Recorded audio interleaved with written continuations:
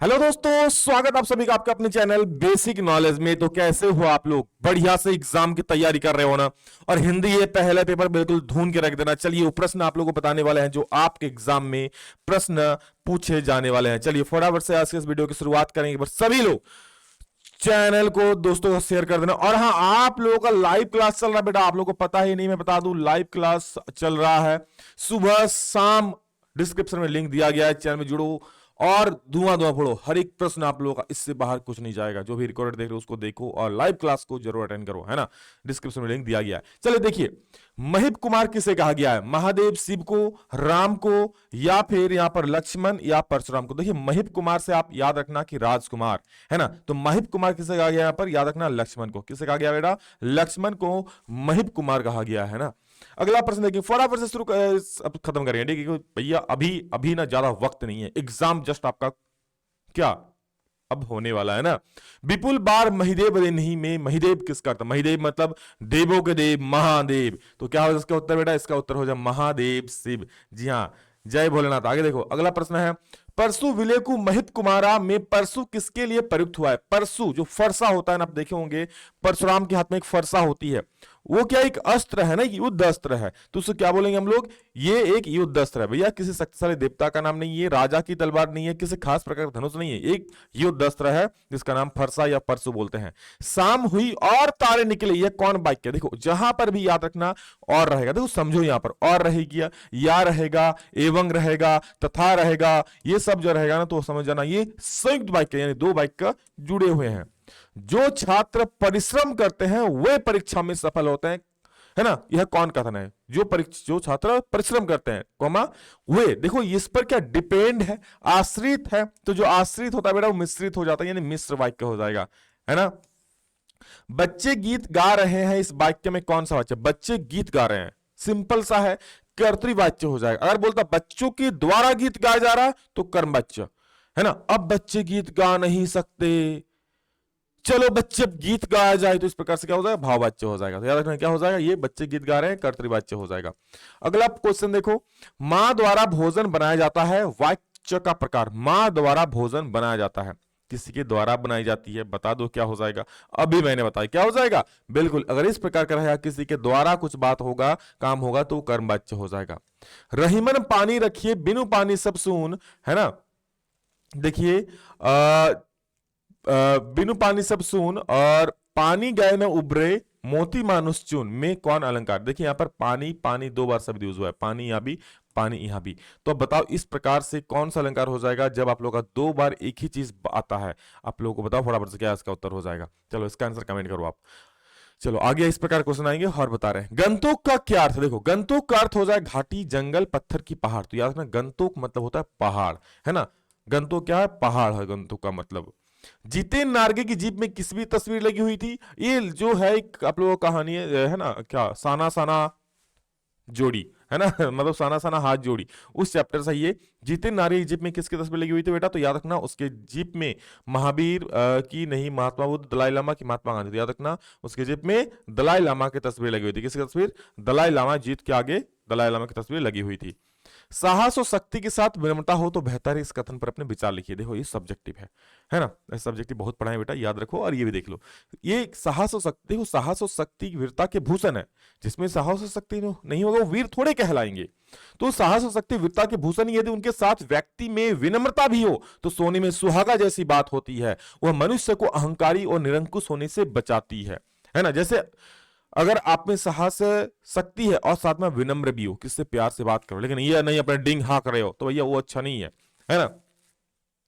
क्या बोल रहा है कि वह मनुष्य अहंकारी होने से, निरंकुश होने से बचाती है। लक्ष्मण और परशुराम दोनों में ही साहस शक्ति की कमी नहीं है, दोनों बहुत भी बड़े वीर हैं, किंतु विनम्रता के अभाव में दोनों अहंकारी और निरंकुश हो गए हैं। देख रहे एक दूसरे का पूरा कटाक्ष कर रहे हैं, तर्क वितर्क कर रहे हैं। श्री राम साहस और शक्ति में दोनों से कम नहीं है, किंतु वह अपनी विनम्रता के कारण पूरी सभा का पात्र बने हुए थे, सभा में उसकी प्रशंसा हो रही थी।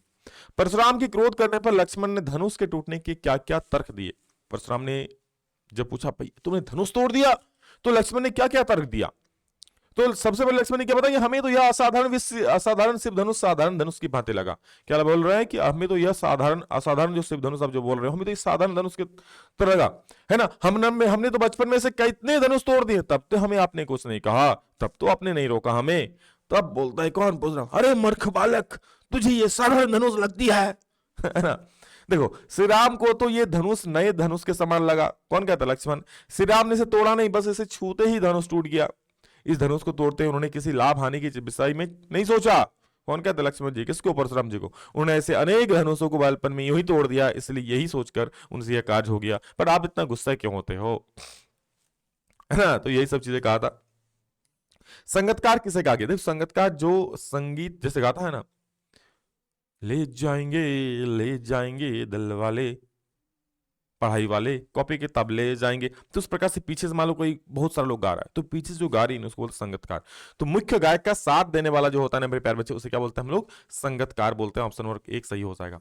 मेघ आए बड़े बन ठन के संवर की, डैश कौन सा अलंकार है, श्लेष अलंकार हो जाएगा। उत्प्रेक्षा, देखो बड़े बन, अच्छा बनना ठनना कौन होता है भैया, शादी पार्टी में आप बनते ठनते हो ना, मतलब बनना ठनना तो मनुष्य का काम है भैया, मेघ का काम थोड़ी है। लेकिन मनुष्य को उपमा दी गई है, तो मानवीकरण अलंकार हो जाएगी। तो जब भी इस प्रकार से मानव वाला, मतलब जो काम मानव करता है, और अगर वो कोई निर्जीव के द्वारा कराया जा रहा है ना, तो वो क्या हो जाएगा, मानवीकरण अलंकार हो जाएगा। आगे देखो, मधुबन की छाती को देखो, सूखी इसकी कितनी कलियां, अलंकार बताइए। देखो सूखी इसकी कितनी कलियां, यहां पर कलियां, और एक बार मतलब पूरा लाइन देखोगे तो ये आपका हो जाएगा क्या, श्लेष अलंकार हो जाएगा, है ना। आगे देखो नेक्स्ट, पीपल ने आगे बढ़कर जुहार की, पीपल ने आगे बढ़कर, अच्छा जुहार कौन करता है, जुहार झारखंड हम लोग बोलते हैं ना भाई, मनुष्य बोलते हैं, लेकिन यहां पर पीपल की बात हो रही है, जुहार।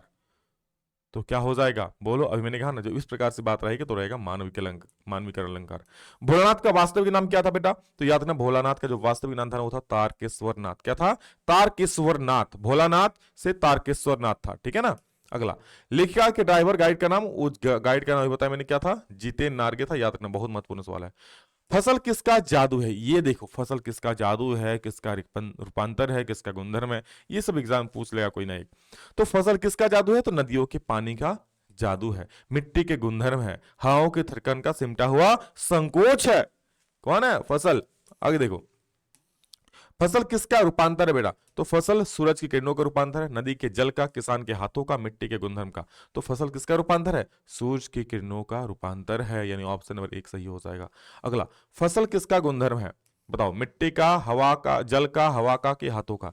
तो फसल जो है ना बेटा, ये किसका गुणधर्म है, मिट्टी का गुणधर्म है। क्या हो जाएगा, मिट्टी का गुणधर्म हो जाएगा। अगले देखो, शहनाई को बजाने के लिए किसका प्रयोग किया जाता है, बताओ, शहनाई को बजाने के लिए किसका प्रयोग किया जाता है, रीड का, पाइप का, जल का, कि सरगंडा। तो याद रखना, रीड का। किसका प्रयोग किया जाता है बेटा, शहनाई को बजाने के लिए रीड का प्रयोग किया जाता है ना।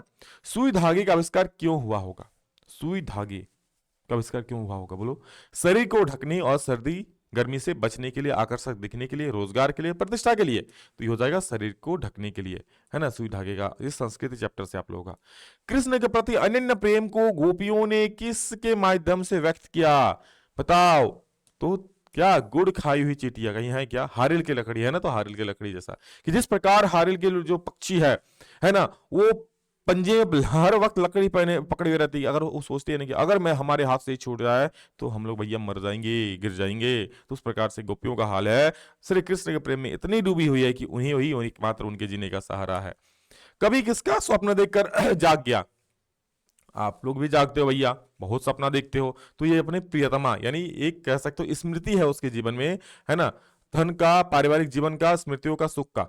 तो मिला मुझे वो कहां, सुख कहां, जिसका स्वप्न देखकर मैं जाग गया। तो क्या वो सुख का सपना देखा था और जाग गया, है ना।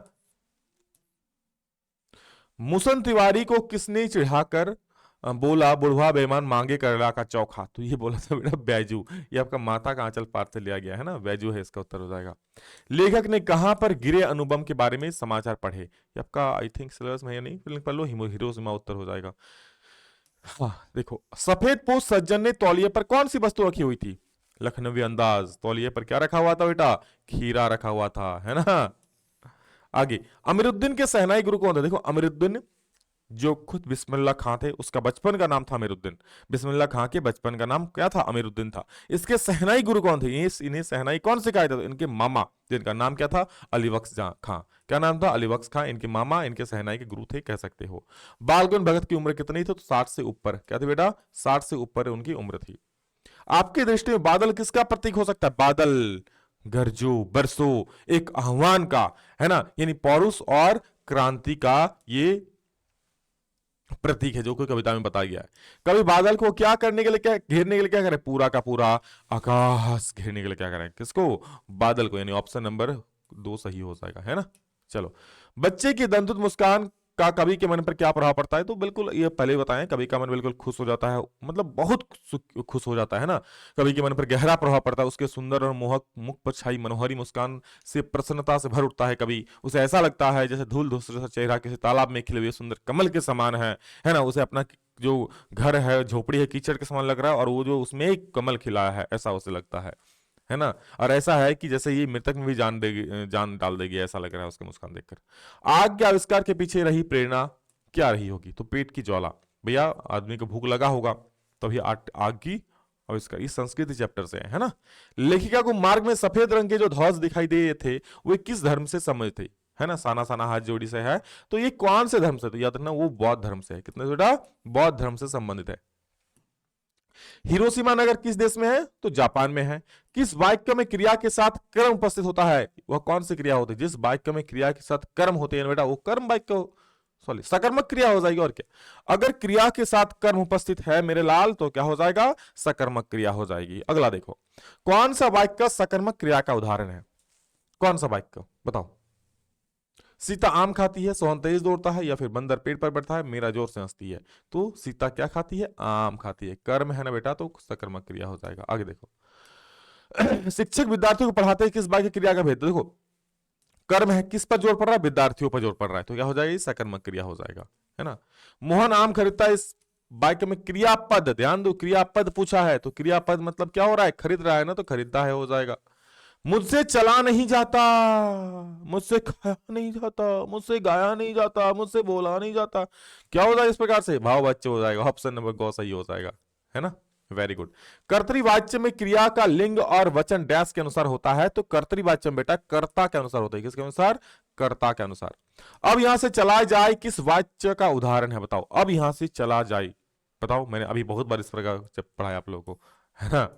भरपेट समास है कौन सा? तो भर पेट, भर जोड़ पेट, भर क्या है? अव्ययी है, तो यहां क्या हो जाएगा? अव्ययी भाव समास हो जाएगा, है ना। चलो, क्लियर है? भरपेट समास हो गया। नेक्स्ट, निम्नलिखित में एक मित्र का अनेकार्थी कौन नहीं है? मित्र का अनेकार्थी कौन नहीं है बेटा? मित्र का अनेकार्थी दोस्त भी होता है, सूर्य भी होता है, घर ये अनेकार्थी नहीं होता है ना, इसका अनेकार्थी घर नहीं होता है। इनमें से अव्यय भेद नहीं, अव्यय का भेद, क्रिया अव्यय का भेद नहीं होता है। क्रिया जो होता है ना बेटा, ये अव्यय का भेद नहीं होता है। जिस वाक्य में एक प्रधान उपवाक्य एक या एक से अधिक आश्रित उपवाक्य होते हैं, उसे क्या बोलते हैं? उसे बोलते हैं मिश्र वाक्य। क्या बोलते हैं बेटा? मिश्र वाक्य बोलते हैं ना। डैश बहुत गर्मी, बहुत गर्मी है। क्या बेटा? बहुत गर्मी है। क्या बोलोगे? बहुत गर्मी है। भोलानाथ अपने हमजोलियों के साथ दल में मिलकर क्या करने, तो खेलो तमाशे करने लगते हैं। क्या होता है? खेल और तमाशे करने लग जाते हैं। कौन? भोलानाथ, है ना। भोलानाथ क्या करने लगते हैं बेटा? खेल और तमाशे। क्लियर है? चलो अगला देखो, गंतु का क्या अर्थ है बता ही दिए। लेखिका के पिता का स्वभाव कैसा था? बताओ, लेखिका के पिता का स्वभाव कैसा था? बहुत महत्वपूर्ण सवाल है। गुस्सैल था, जिद्दी था, रूखा था, या फिर शक्की था? जो लेखिका मन्नू भंडारी है, उनके पिता का स्वभाव कैसा था? एक मिनट रुक जाओ, है ना।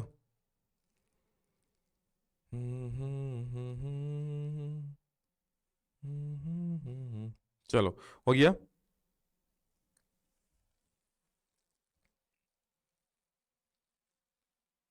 चलो, किधर गया भाई? इधर। अच्छा, हाँ, लेखक पिता का स्वभाव कैसा था? देखो, उनका स्वभाव जो था, उनको अपने ही के द्वारा, कई लोगों के द्वारा धोखा दी गई थी, है ना, उनका विश्वास तोड़ा गया था, और इस वजह से उनका जो स्वभाव था ना, गुस्सैल, जिद्दी, रूखा या शक्की, तो उनका शक्की स्वभाव हो गया थोड़ा, ठीक है, शक्की हो गया था, मैं शक टाइप करने का। बालगोविंद भगत किस कला में निपुण थे? चित्रकारी, नृत्य में, संगीत में, गायकी में? तो वो क्या करते थे? संगीत करते थे ना, यानी गाते थे, तो क्या हो जाएगा? बाल गगन भगत किस कला में निपुण थे? चित्रकारी में, नृत्य में, संगीत में, या फिर आपका होता है गायकी में। अच्छा, इसमें सब्जेक्टिव भी दिया हुआ है ना। चलो, बाल गगन भगत किस कला में निपुण थे? तो चित्रकारी। हाँ, इसका जो सही उत्तर है बेटा आप लोग मारो है ना।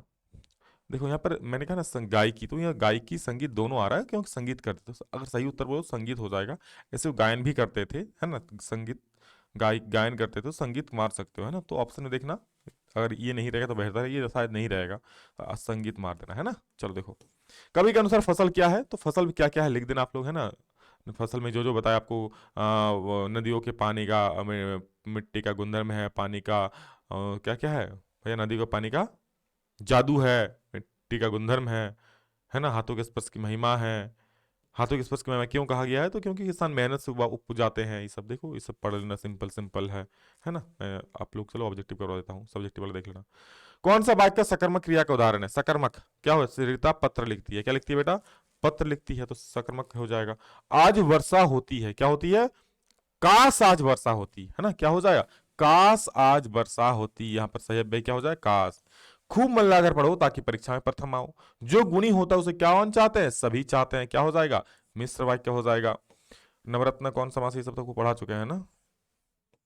चलो, ये सब तो आराम से पढ़ा नहीं जाता, ये आपका भाववाच्य हो जाएगा। चलो, अब हम लोग देखेंगे, एक मिनट रुक जाओ बेटा।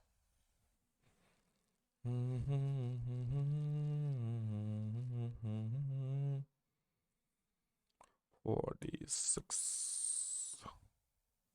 चलो देखो क्या है,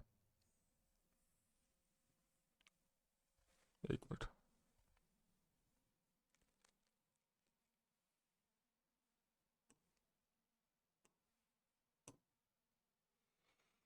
किसकी आवाज को कमजोर व कांपती हुई बताया गया? बताओ। कमजोर, तो संगीतकार, मुख्य गायक की, श्रोता की, लेखक की। तो संगीतकार की आवाज को मुख्य और कांपती हुई बताई गई, जबकि जो मुख्य गायक था उसका आवाज कैसा था? भारी, बिल्कुल चट्टान जैसी। अब देखो, अब गोपियों ने बड़भागी किसे कहा है? उद्धव को बड़भागी कहा है ना, उसके उपहास कर रहा है कि आप तो बड़े भागी हो। परशुराम ने मंद बुद्धि का बालक किसे कहा है? तो लक्ष्मण जी को क्या कहा है? मंद बुद्धि का बालक कहते हैं वो, है ना, क्योंकि लक्ष्मण उससे तर्क वितर्क करते हैं। मृतक में जान डाल देने की शक्ति किसमें है? तो ये बच्चों में होती है ना। ऑप्शन कौन सही हो जाएगा? फसल किसका गुणधर्म है? फसल मिट्टी का, जल का, हवा की, हाथों का। तो कोई मिट्टी का गुणधर्म है, किसका? मिट्टी का। पानी का जादू है, हवाओं का थिरकन का सिमटा हुआ संकोच है, और हाथों के स्पर्श की महिमा है। ये सब याद रखना। कविता में छाया आपका सिलेबस में नहीं है भैया।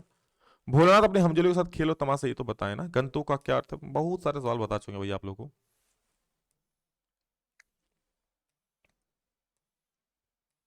ये सब पढ़ा दिए हैं, एक मिनट। गोपियां जाप, एक मिनट, ये क्या है गोपियों? गोपियों को उद्धव द्वारा दिए गए जो ज्ञान है किसके समान लगती है? तो कड़वी ककड़ी के समान। ककड़ी खाए हो कभी? है ना, जो तीता कड़वी होता है, तीता ककड़ी, उसको समान। गोपियां सोते जागते दिन रात किसका नाम जपती है? बोलो, राधा राधा राधा राधा राधा। श्री कृष्ण का नाम जपती है। क्या? कृष्ण कृष्ण कृष्ण कृष्ण कृष्ण। ऑप्शन नंबर ख। काशी किसकी पाठशाला है? तो काशी संस्कृत की पाठशाला बेटा, याद रखना। किसकी? संस्कृत की, है ना। नेक्स्ट, संस्कृति की। एक कहानी यह भी पाठ में किस शहर का वर्णन हुआ है? बता दो। एक कहानी यह भी पाठ में किस शहर का वर्णन हुआ है? जल्दी बोलो फटाफट से। चलो, एक कहानी यह भी पाठ में किस शहर का वर्णन हुआ है? चलो भैया, सही है। चलो, है ना। बीकानेर, जयपुर, अजमेर, तो ये अजमेर में वर्णन हुआ है, जो कि आपका राजस्थान में है ना। भगत गृहस्थ गृहस्थ होते हुए भी वस्तुत क्या थे? गृहस्थ होते हुए भी वो साधु जैसे रहते थे ना। परशुराम ने क्या समझ कर लक्ष्मण को बचाया? तो बालक समझकर, है ना, कि भैया छोटा बालक है, चलो छोड़ देते हैं। मधुप किसे कहते हैं? मन रूपी भौरे को, शहद पानी पीने वाले को, इनमें से सभी। चलो, यहीं तक हम रखते हैं, इसका अगला हम आवाज में लाएंगे। ठीक है, बाकी लगभग क्वेश्चन आप लोग को हिंदी में करवा दिए हैं, इसी से आएगा बेटा। और लाइव क्लास को जरूर देखो, जो डिस्क्रिप्शन में लिंक दिया गया उससे। और बताओ, मधुप किसे कहते हैं? मन रूपी भौरे को, शहद पीने वाले को, इनमें से कोई नहीं। मधुप गुनगुना कर कहता है कोई, है ना। मधुप यहां पर बता दूं क्या? बोलो। मन रूपी भौरा, है ना। तो ऑप्शन नंबर क सही हो जाएगा, मन रूपी भौरे को। चलो ये सब बाइक के वाला बहुत सारा पढ़ा चुके हैं, ठीक है। चलो ठीक है, ओके, थैंक यू, पढ़ो अच्छे से, और एक भी प्रश्न मिस ना करना, जितना आप लोगों से बताया है बहुत महत्वपूर्ण प्रश्न है, समझ लो आप। चलो thank you, bye bye, take care, Jai Hind, Vande Mataram.